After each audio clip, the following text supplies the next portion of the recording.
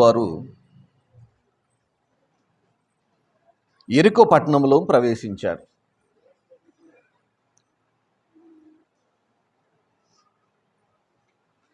ఆయన యెరికో పట్టణంలో సమీపించినప్పుడు ఆ పట్టణములో పుట్టుగుడ్డివాడు ఎవరు సమీపించినప్పుడు ఒక గుడ్డివాడు త్రోవ పక్కన కూర్చుండి భిక్షమడుగు కొనుచుండెను. భిక్షమడుక్కుంటూ ఉన్నాడు. మనం కూడా ఒక దేవాలయాల దగ్గర, ఒక ఆలయాల దగ్గర మనం చూసినప్పుడు త్రోవ పక్కలో ఆ పక్కన ఈ పక్కన ఎవరు కనపడతారు? మనకి భిక్షమడుక్కుంటున్న వారు కనపడతారు. అలాగే యెరికో పట్టణములో ప్రవేశిస్తున్నప్పుడు, ఆ పట్టణములోనికి ప్రవేశిస్తున్నప్పుడు పట్టణపు గవిని యొద్ద ఒక గుడ్డివాడు త్రోవ పక్కన కూర్చుండి భిక్షమడుక్కుంటూ ఉన్నాడు.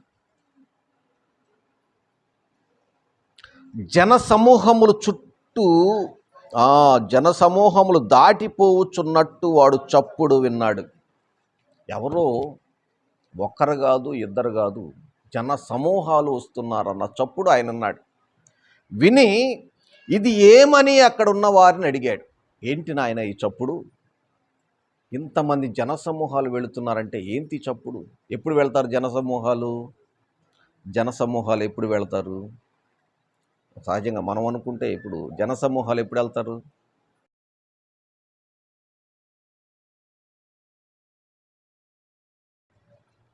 అలాగే ఆ దినములలో క్రీస్తు వారు గొప్ప బోధకుడుగా వారికి ఉన్నాడు. పరలోక రాజ్యపు మర్మాలను తెలియజేస్తున్నాడు. గొప్ప సువార్తను వారికి తెలియజేస్తున్నాడు. గొప్ప బోధకుడుగా ఆయన ఉన్నాడు. ఎవరు ఎప్పుడు చెప్పని వాక్యములు వారికి దేవుడు చెప్తున్నాడు. అలా చెబుతున్న క్రమములో ఆయన చేస్తున్న అద్భుత కార్యములను చూసి జన సమూహములు ఆయనను వెంబడిస్తున్నప్పుడు ఆ చప్పుడు విని ఏమని అడుగగా వారన్నారు, నజరేయుడైన యేసు ఈ మార్గమున వెళ్ళుచున్నాడని వారితో చెప్పారు. నిజానికి నజరేయుడైన యేసుని ఆయన ఎప్పుడన్నా చూశాడా? చూడటానికి కళ్ళు లేవు కదా.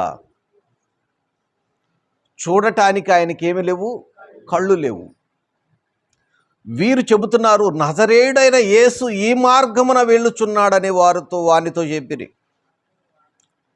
చెప్పినప్పుడు వాడంటాడు, యేసు దావీదు కుమారుడా నన్ను కరుణింపమని కేకలు వేస్తున్నాడు. ఎలా తెలుసు ఈయనకి యేసు?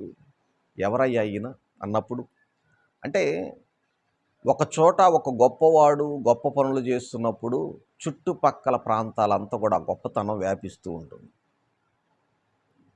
అందుకే కదా జక్కయ్య ఎక్కడి నుంచున్నాడు యేసుక్రీస్తు వారిని చూడాలని? చెట్టు మీద. వీళ్ళందరి వల్ల నాకు కనపడ్డు, నేనేమో పొట్టివాడిని, వీళ్ళందరూ పక్కన నేను ఉంచుంటా, ఆయన కనపడ్డు కాబట్టి వీళ్ళందరికంటే ముందు నేను వెళ్ళి చెట్టు ఎక్కి కూర్చుంటాను అనుకున్నాడు. అందుకే అందరు యేసుక్రీస్తు వారు రాకముందే చెట్టు ఎక్కాడు. కాబట్టి ఆయన యెరికో పట్టణంలో ప్రవేశించినప్పుడు ఆ త్రోవ పక్కన గుడ్డివాడు ఆ చప్పుడు విన్నాడు. జనసమూహముల చప్పుడు విని, ఏంటయ్యా ఈ చప్పుడు?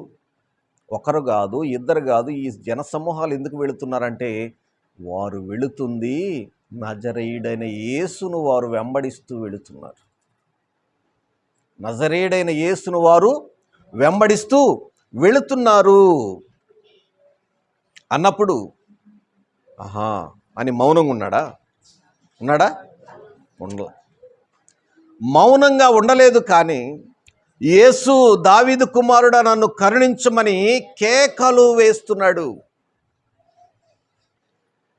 దావీదు కుమారుడా నన్ను కరుణించమని కేకలు వేస్తున్నాడు. అంటే అప్పటికి ఎప్పుడన్నా ఆయన యేసుక్రీస్తు వారిని చూశాడా? చూడలేదు. చూడటానికి ఆయనకి దృష్టి లేదు. ఎలా తెలుసు యేసుక్రీస్తు వారు కరుణిస్తాడని? ఆయన్ని విన్నాడు. గుడ్డివానికి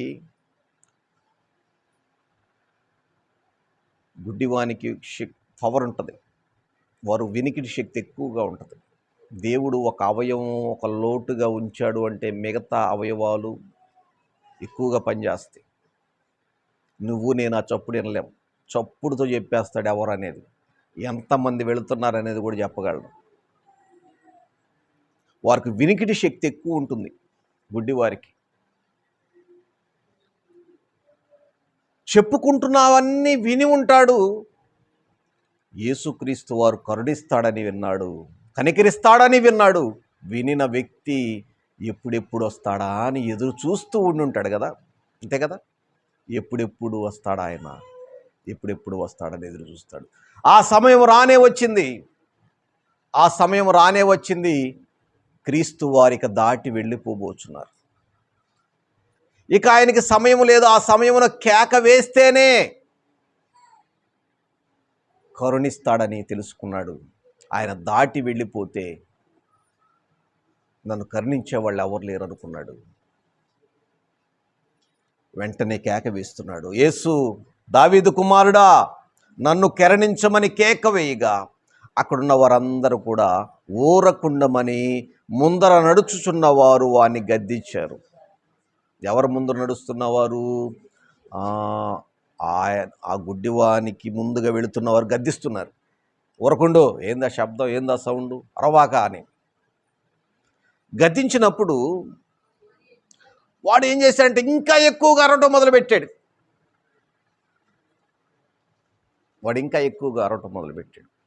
ప్రార్థన చేయొద్దు, ప్రార్థనకి వెళ్ళొద్దు అని చెప్పగానే ఎమ్మడి ప్రార్థన మానేస్తాం. ప్రార్థన చేయొద్దు, పాటలు పాడొద్దు అని ఎవరని చెప్పగానే వెంటనే మానేస్తాం. ప్రార్థన చేయటం మానేస్తాం, పాటలు పాడటం మానేస్తాం. కానీ గుడ్డివాడు మాత్రము కరుణించేవాడని, కనికరించేవాడని నమ్మాడు కాబట్టి బిగ్గరగా కేక వేస్తున్నాడు. ఇంకా ఎక్కువగా కేక వేయటం మొదలుపెట్టాడు. అంతటా యేసు నిలిచి వాని తన యొద్దకు తీసుకురమ్మనెను. ఆ కేకలకి ఎవరు విన్నారు? ఆ కేకల్ని ఆ కేకలు యేసుక్రీస్తు వారు విని వానిని తన యొద్దకు తీసుకురమ్మనెను. వాడు దగ్గరకు వచ్చినప్పుడు ఆయన, నేను నీకేమి చేయగోరుచున్నానని అడుగగా వాడు, ప్రభువా, చూపు పొందగోరుచున్నానెను. నీకేం కావాలి నాయన? ఎందుకు నువ్వు అరుస్తున్నావు? ఎందుకు నువ్వు కేకలు పెడుతున్నావు? ఎందుకు నువ్వు మొర్ర పెడుతున్నావు? మొర్రే కదా అరవటం అంటే, పిలవటం. ఎందుకు? ఏం కావాలి? నా నుంచి ఏమి నువ్వు కోరుకుంటున్నావు అడిగినప్పుడు, అయ్యా, నాకు దృష్టి లేదు, నాకు చూపు లేదు. నువ్వు కనికరించువాడవని, దృష్టి కలుగు చేస్తావని నేను విశ్వసించాను, తెలుసుకున్నాను నేను. చూడండి, యోహాను సువార్త 9వ అధ్యాయము, యోహాను సువార్త 9వ అధ్యాయము 1వ వచనం. ఆయన మార్గమున పోవుచుండగా పుట్టుగ్రుడ్డి అయిన ఒక మనుష్యుడు కనబడెను. ఆయన శిష్యులు, బోధకుడా, వీడు గుడ్డివాడై పుట్టుటకు ఎవడు పాపము చేసెను? వీనిని కనినవారా అని ఆయనను అడుగగా, యేసు, వీడైనను వీనిని కన్నవారైనను పాపము చేయలేదు గాని దేవుని క్రియలు వీనియందు పరచబడుటకే వీడు గుడ్డివాడుగా పుట్టెను. పగలున్నంత వరకు నన్ను పంపున వాని క్రియలు మనము చేయుచుండవలెను. రాత్రి వచ్చుచున్నది, అప్పుడెవడను పనిచేయడు. నేను ఈ లోకములో ఉన్నప్పుడు లోకమునకు వెలుగై ఉన్నానని చెప్పెను. ఆయనట్లు చెప్పి నేల మీద ఉమ్ము వేసి ఉమ్మితో బురద చేసి వాని కన్నుల మీద ఆ బురద పూసి, నీవు షిలోయాము కోనేటికి వెళ్ళి అందులో కడుగుకొమ్మని చెప్పెను. షిలోయను మాటకు పంపబడిన వాడని అర్థము. వాడు వెళ్ళి కడుక్కొని చూపు గలవాడై వచ్చెను. చలం. ఈ వార్తను విన్నాడు. యేసుక్రీస్తు వారు ఈ అద్భుతం చేశాడు. అంటే దృష్టి లేని వారికి ఆయన ఏం చేస్తున్నాడు, ఉమ్మి వేసి ఆ ఉమ్మి వేసిన బురదతో కళ్ళకు రాసి సిలోహులో ఉన్న నది దగ్గరికి వెళ్ళి నువ్వు కడుపు శుభ్రం చేసుకుని కళ్ళు అన్నప్పుడు వారు దృష్టి పొందుకున్నారు. వారు దృష్టి పొందుకున్నారన్న సంగతి ఇతనికి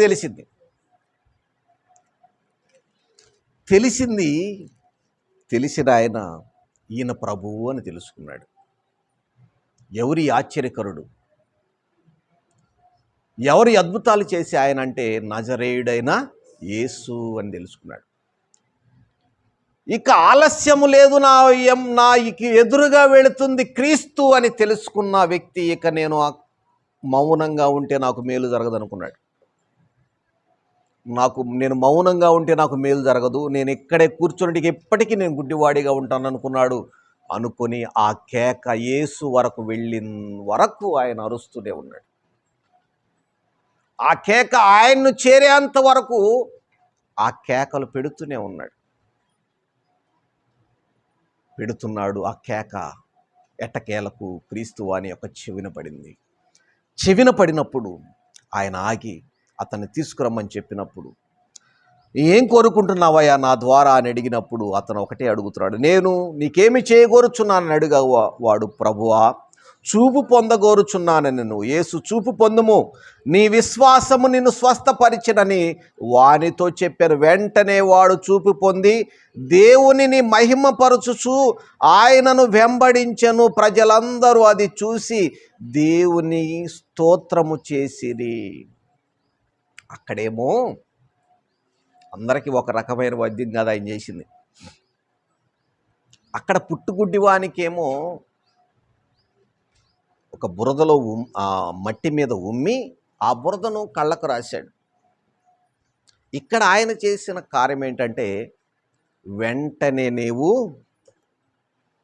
చూపు పొందమని మాట చెప్పాడు. అంతే, చూపు పొందు అని మాట చెప్పగానే వెంటనే వాడు చూపు పొందాడు.